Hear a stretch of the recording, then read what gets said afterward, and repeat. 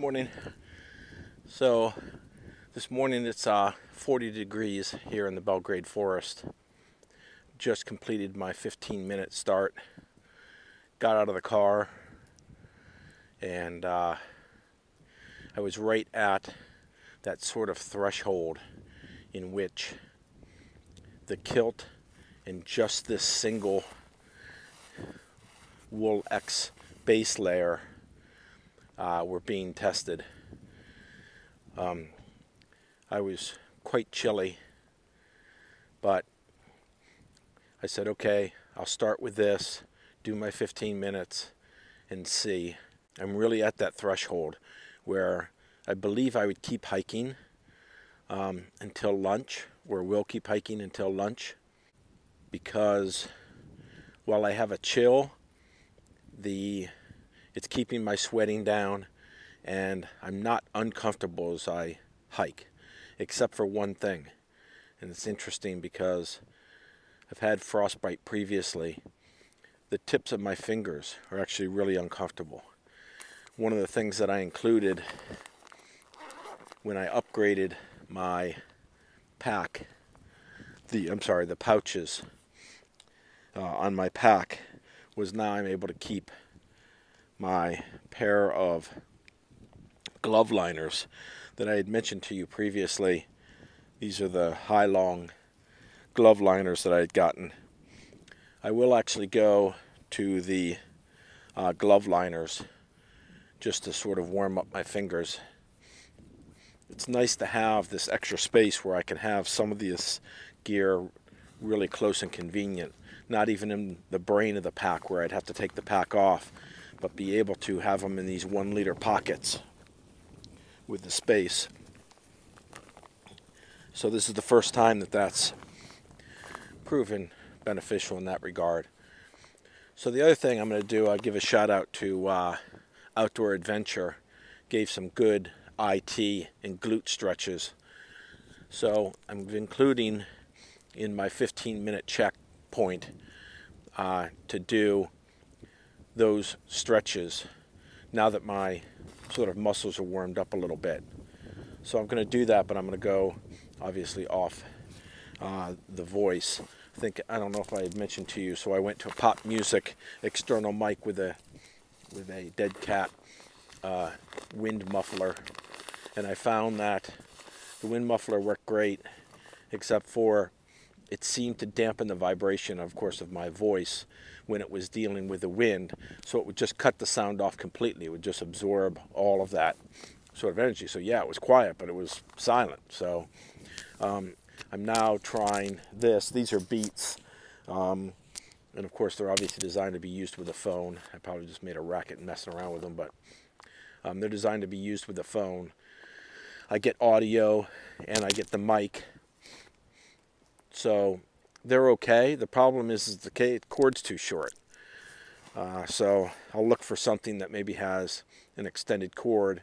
It's a little bit difficult to use with my Ultra Pod on my trekking pole now, because for me to kind of hold it up, the cord gets too short. But you know, these are just little things as far as the video that may be of interest to other people doing the vlogs as we test gear out and share that experiences. But okay, so I'm going to just jump over, do some stretches, and then continue on with the hike. Just before I start, I thought I'd go through real quickly the routine. I actually picked it up off of Postcard, who wrote a book, Secrets of the Thru-hiker, I believe it was called. Really good book. He's done the AT twice, and really provides some great insights on some of the things I've adopted. So he talks about putting your pack on basically from waist up, the major strap moves to tighten it up, and then to take it off, the opposite. So when I get to a site, of course, you'll see back behind me my poles. That's my accountability site that I had mentioned previously. And so then I would just simply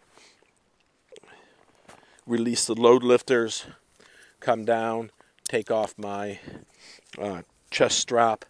I had mentioned to you before that I keep my pen knife in those two little worthless tiny pockets on my strap, so I take that off, loosen that up.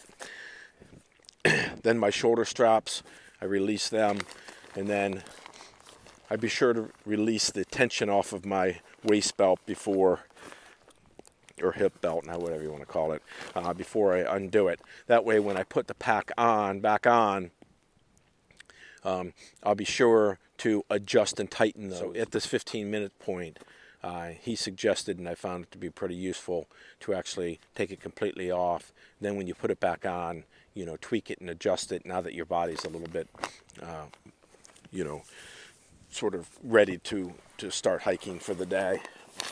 So, okay, I'll move this over to my accountability site, then I'll do my stretches. This first stretch is for your IT band, which runs from your hip down to your knee along the outside, and it's frequently the area that you start to get that knee pain after hiking a while. The short of it is you lean up against a tree, put the outside foot in front of your inside foot, and then lean in towards the tree. The second stretch, which also hits the IT band as well as the glutes, is, as you can see, sort of this Indian squat.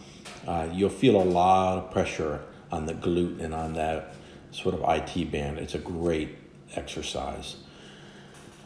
You should take some time in between each one of these and do, say, 3 sets of each one. Doesn't take long. Hold it for 3 seconds for each exercise. This next is just sort of moving up. That's your lower legs now, moving up to sort of the waist, those muscles in your lower back and waist. All I can say is thank God that a man in a kilt is immune from embarrassment, but you have to bear with me on this. These are actually good exercises. And then, of course, this helps to stretch out those back muscles going from your waist up through your shoulders.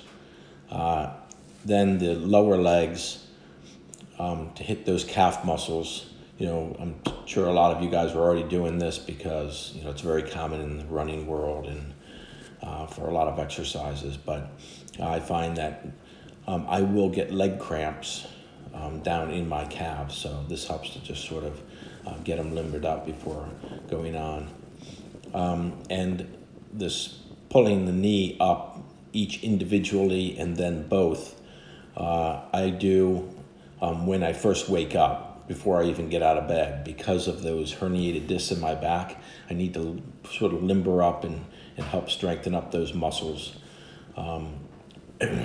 to sort of protect and isolate that. Another variation of this is, of course, just sort of the Indian style again, pulling up on those lower or upper glute muscles, and then working the shoulders, getting that sort of lats and other muscles that you're using, particularly with your trekking poles, limbered up so that you sort of have the endurance and you don't have cramps as you as you're you know, hiking along. So this short thing takes 10 or 15 minutes max during your 10 or 15 minute stop. I hope to help. Okay, after my stretch routine, did another assessment. I think I'll stick with my plan. The wind has picked up a little bit, so there's a wind chill factor. But once I get hiking again, I believe that my core body temperature will rise back up as the heater starts cranking away. I will put on the glove liners for the tips of my fingers, which are quite cold. I'm quite happy. I was fearful, and you know, as far as the trail runners, but my feet with the liners and wool socks are actually quite warm. No indication of cold yet. So, okay, accountability site, go, police up all my gear, get back out, and I'll see you when I'm back on the trail. I feel like my dive instructor here doing this demonstration, but the thing is to really be a single tasker, take time, and make sure that that pack is sitting squarely and comfortably on the waist. That should be taking 70 to 80% of the weight. Get that first, the belt on the iliac bones and squared away before you then use the shoulder straps to bring it up and forward on your back. So the major sort of muscle groups to balance that weight over your hips and make it comfortable. The upper straps, frankly, the chest strap is just holding the straps in towards your body, and then those risers just arching it slightly over towards your shoulders and lifting the shoulder straps. Okay, I have to do this part for Elle. She's always telling me that I need to bring food for the wild dogs, so one of my favorites just joined me, so I'm gonna shoot this just for her.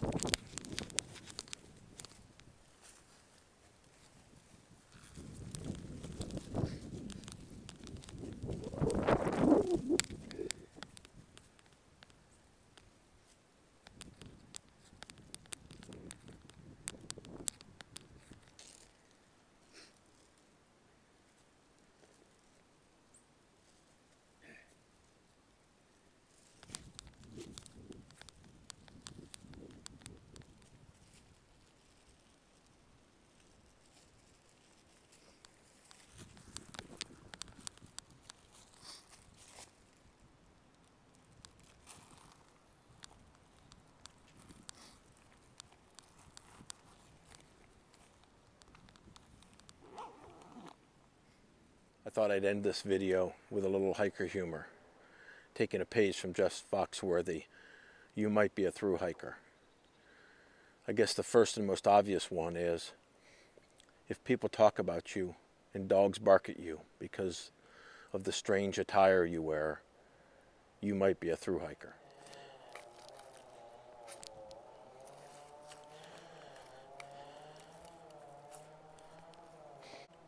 If you leave strange little leaf temples as an ode to your progress, you might be a thru-hiker. If you've been asked by friends who have come for dinner why there's a tent in your living room, you might be a thru-hiker. If you live in a multi-story apartment building, but you still keep wood and multiple types of cook systems out on your patio, you might be a thru-hiker. If your spouse complains that they can't get to their Christmas packages because of all the backpacks that are in the way, you might be a thru-hiker. If you rearranged the furniture out on the patio of your apartment in order to make room for your tent, you might be a thru-hiker. If you live overseas, but friends and family aren't invited to come and stay because you've occupied the guest room with all of your gear, you might be a thru-hiker. If you've had to explain to the neighbors why you're sleeping outside in your tent, you might be a thru-hiker. And finally, if your dinner guests have had to use the bathroom under the canopy of dehydrating baby wipes, you might be a thru-hiker. And if you can relate to any of these things, I've only got one thing to say to you. Here's your sign. All right, guys, I hope you enjoyed it. Hey, we'll see you soon on the trail, and we'll keep up our preps. Scars out.